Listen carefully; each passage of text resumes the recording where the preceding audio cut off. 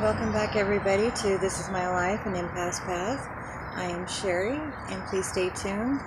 I'm going to be bringing you the 7 major ways that empaths lend to the demise of their own relationships.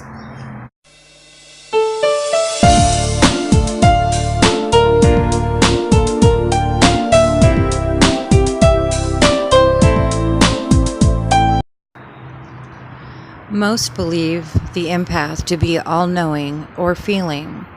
They are about light, energy, and harmony. Whereas these are true statements, ideally an empath does strive for balance. The empath is still a human being and far from perfect. Oftentimes, when you talk to an empath, they will be the first to admit they are flawed and say something to the effect of, "I'm just me," because they don't know how to be any different. This doesn't mean they can't do wrong, because they can, but their wrongdoing is usually emotionally driven. With this being said, my dear empaths, you are not a victim, not always anyway. So today I want to discuss the 7 ways an empath contributes to the demise of their personal relationships, whether consciously or subconsciously. Connections are important to empaths, and they feel their personal relationships deeply. They are easily hurt by the people they let in, and will even take on characteristics of another, although this may not be apparent to the normal person. So let me discuss the 7 major ways they negatively affect their relationships. Number 1, compromising personal boundaries. An empath, if they believe it is in the best interest of someone else, will compromise their own self-values for that person. Our friends and loved ones would never ask us to do this, but we will if we feel the yearning strong enough from another.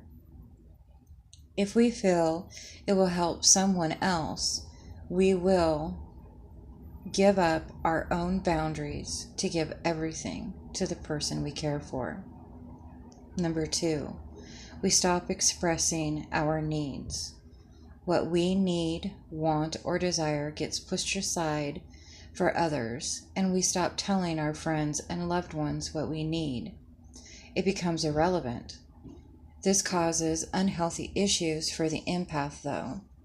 They begin to feel drained, unwanted, unappreciated, and unloved. The normal person cannot sense what our needs are, and we aren't telling them. Number 3, we stop taking care of ourselves. Number 2 flows easily into number 3. The empath, now in hyperdrive to satisfy the others in their personal relationships, mixed with the feelings of being unappreciated and unloved, will often turn and quit caring for themselves. They stop eating, maybe they overeat, stop grooming, let their appearance or health fade. This begins to cause issues, especially in romantic relationships.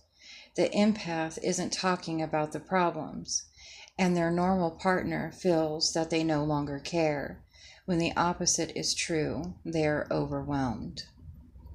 Number 4, empaths develop unhealthy relation dynamics. Empaths can take on an almost parent-like dynamic within their personal relationships. Knowing what the other needs, they will begin to do for their friends or lovers, intending to help the person succeed, but rather enabling them to do nothing at all. This is one trait that a narcissist will exploit.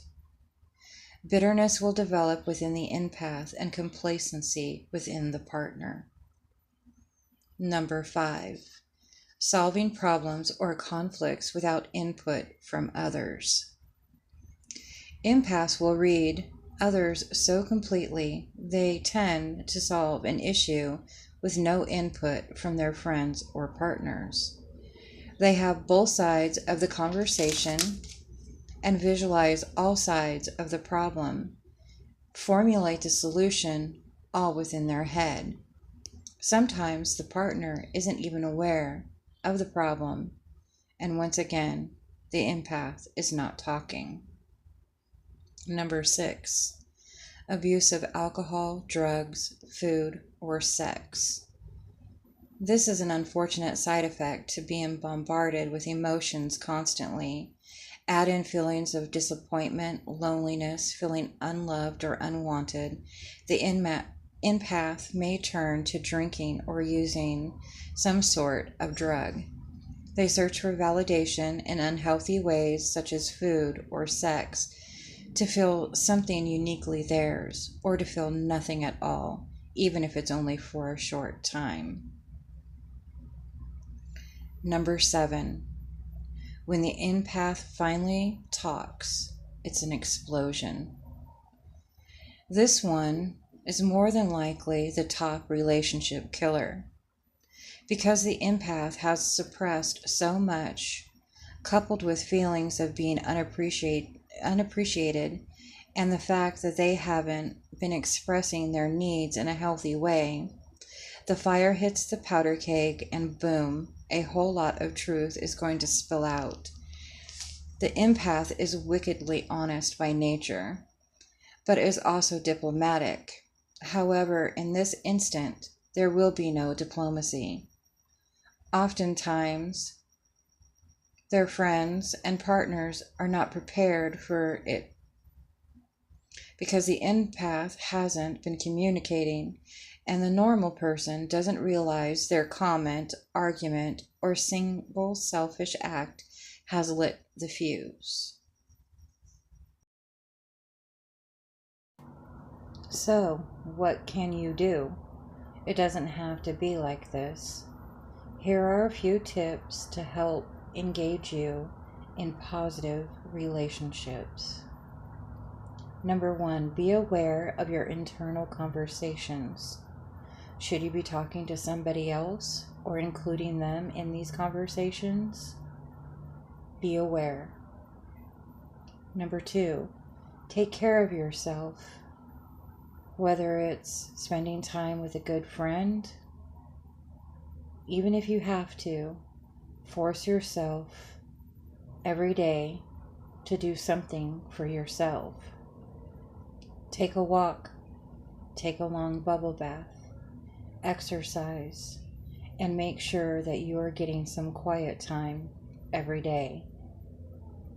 Number 3, when you find yourself trying to take over doing something for another when they are perfectly capable of doing it for themselves, stop. Don't enable them. Support them, challenge them, cheer them on, but don't do it for them. This engages them and reduces the empath's stress. And number 4, talk, talk, talk. Don't let that powder keg get filled with resentment. Express your feelings and needs when in the situation, even if it's just to vent to a friend. Healthy relationships are built on healthy communication, and don't be afraid to speak up.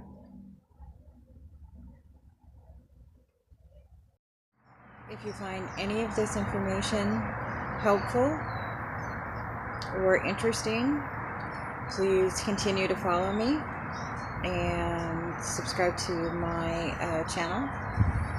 Information is coming at the end of the video, so keep coming back. I look forward to seeing you soon. Next episode that's coming up is the dark sides of being an empath. Thanks.